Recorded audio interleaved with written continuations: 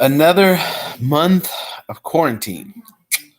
So we're gonna be like this until April 30th, staying in place. Uh, oh my goodness, it's a long time. That is a long time to be not be at work. It's a long time for the economy to be shut down. It's a long time.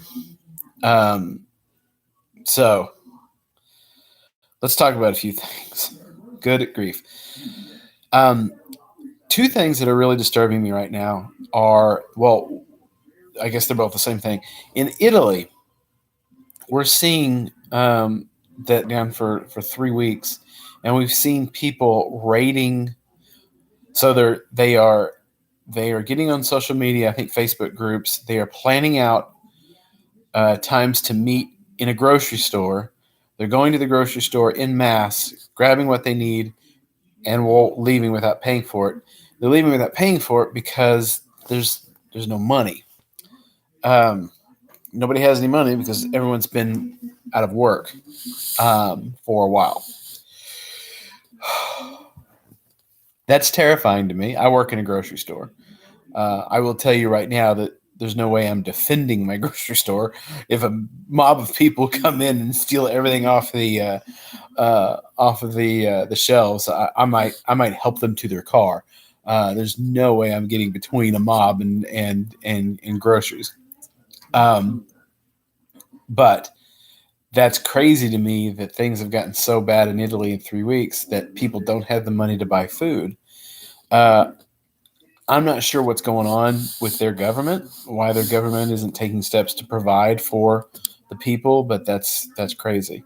I am grateful that our president passed a $2 trillion bill to provide at least something, to put some, money in our pockets so that my community can feed itself and people can buy food and maybe pay the rent and whatnot.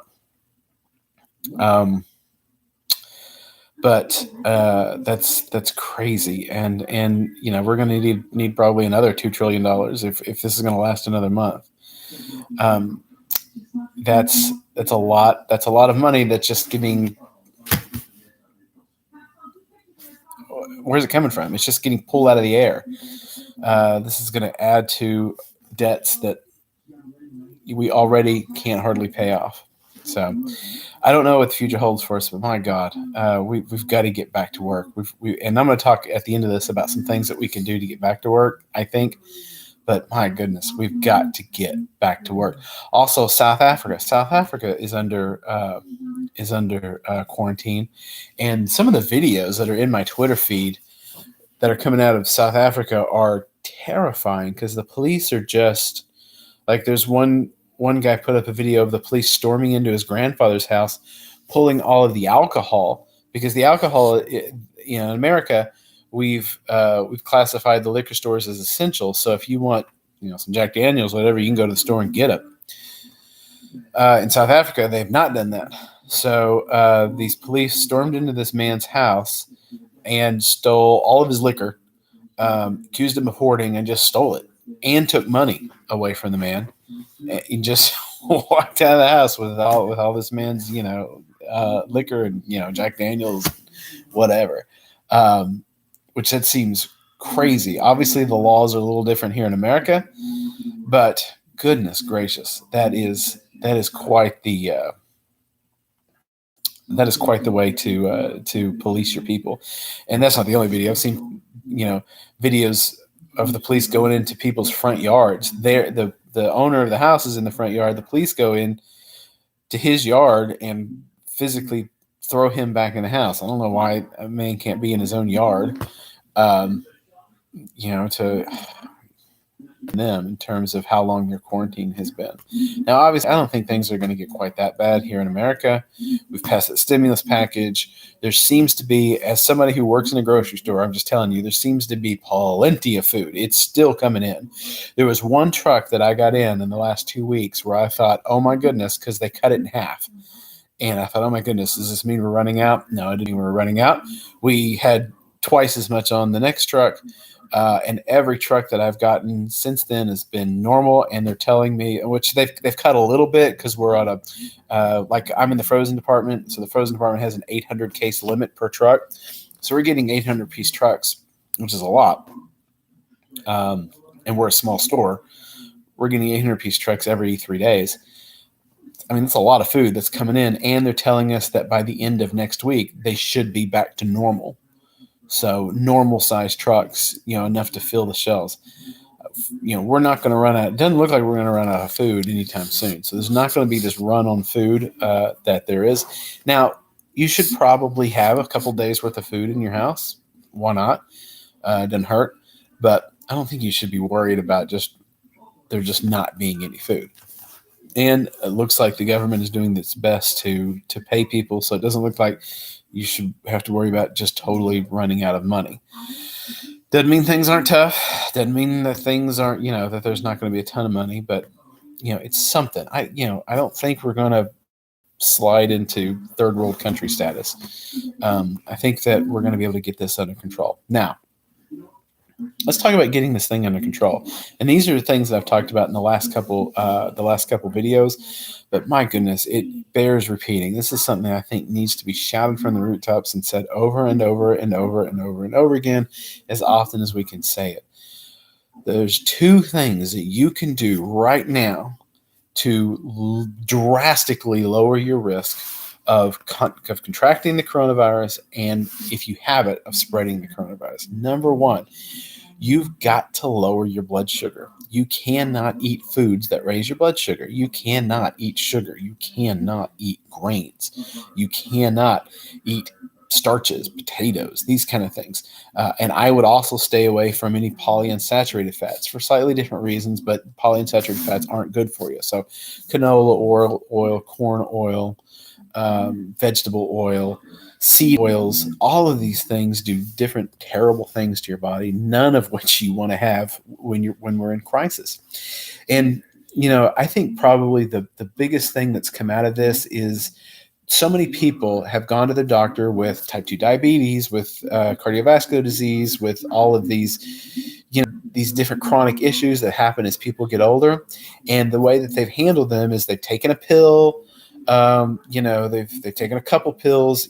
Every American is on a pill. Only 17% of Americans are metabolically healthy. So that's been the way that we've chosen to deal with this issue, is we've put everyone on medication, and now we're seeing that's not a good thing. It's not a good thing. You should not be trying to control the metabolic issues that you have. You should be trying to eliminate the metabolic issues that you have. And that comes down to diet and lifestyle. Almost all chronic metabolic diseases can be not controlled, but repaired with diet and lifestyle. It's not 100%. There's going to be some outliers. There's going to be people right now, I'm pretty much convinced that there's absolutely nothing I can do to drop my blood pressure to a normal range. I can get it down a little bit, but I think I'm probably always going to be on a blood pressure medication. And there's going to be things like that. But you know what I'm not on any type 2 diabetes medication. I don't have to take a pill for arthritis. I used to have terrible joint pain. All the joint pain is gone.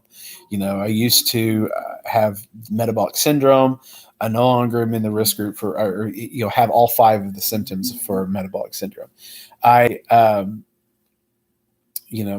blood lipids are good. I no longer have to be on a statin. I don't have to have any of those things. And it's all because I changed my diet.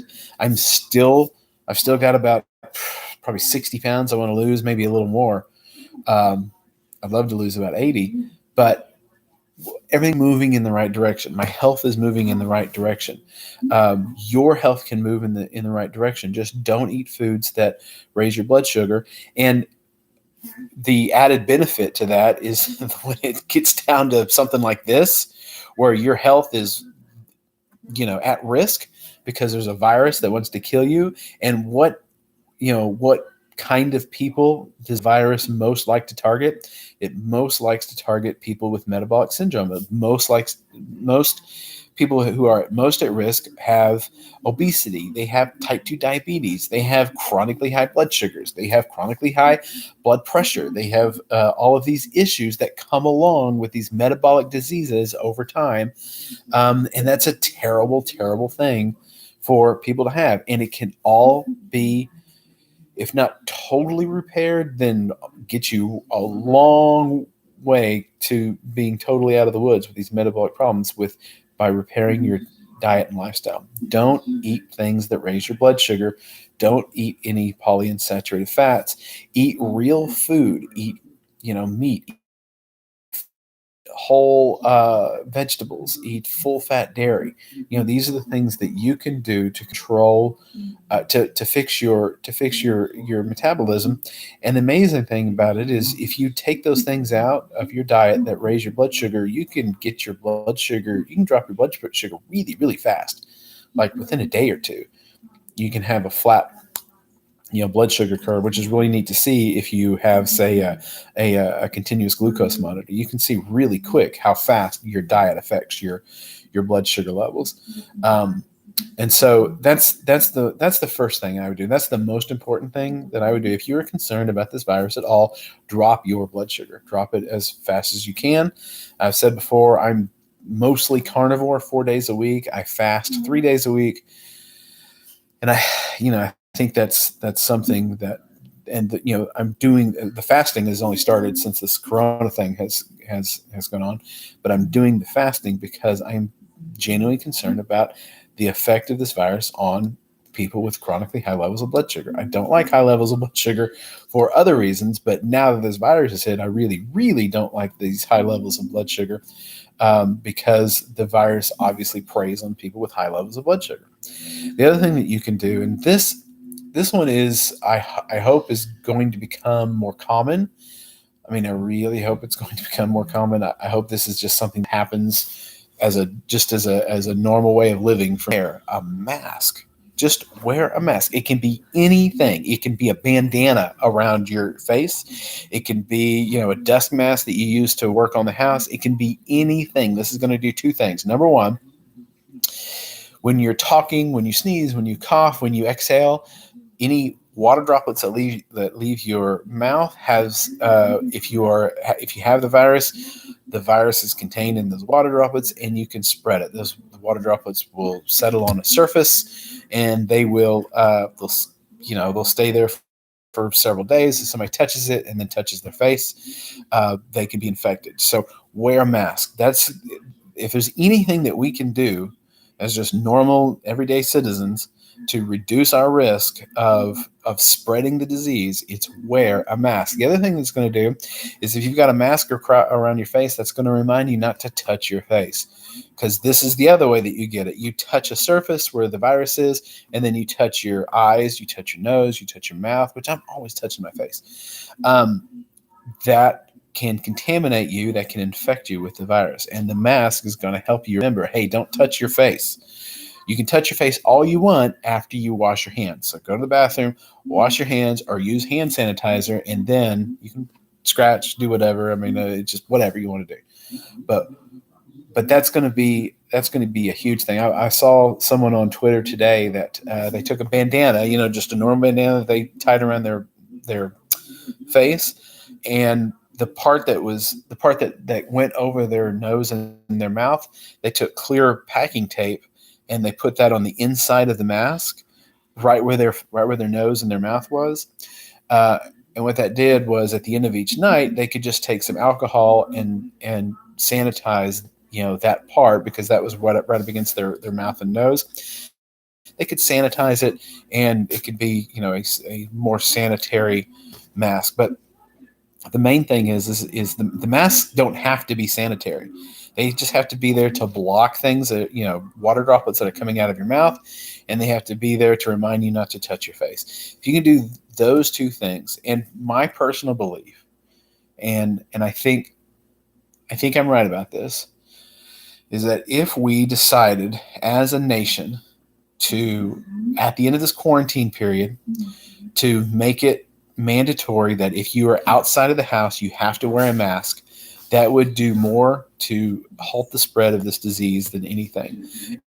In fact, I really think we could end the quarantine tomorrow if we made it so that everyone that leaves the house has to wear a mask. I mean, that's it. You look at the rates of fatalities in like places like Taiwan. Taiwan has almost no fatalities. They have, I mean, it's really amazing how few fatalities they have, and it's because it's just a matter of course that those people wear masks. Please, I'm begging you, if you leave your house, wear a mask. In fact, I just ordered a new one. Should be here on, I want to say Thursday. And once it's, I wish my company, Kroger, if somebody from the company ever sees this, I wish that Kroger would make it mandatory tomorrow that if you're at work, you wear a mask. That would help out so much to stop the threat of this, to stop the spread of this disease. So those are the two big ones. Don't raise your blood sugar, wear a mask. If you do those two things, obviously the other stuff that the WHO and the CDC are recommending that we do, the social distancing, washing your hands frequently, those are all important too. But the two things that they're not talking about that really need to be added to the list: don't raise your blood sugar, wear a mask. Those are the two big ones that needed to be added to these protocols. All right, guys, if you have any questions, reach out to me. This is Aaron with My Sugar Free Journey. We'll talk to you later. Bye-bye.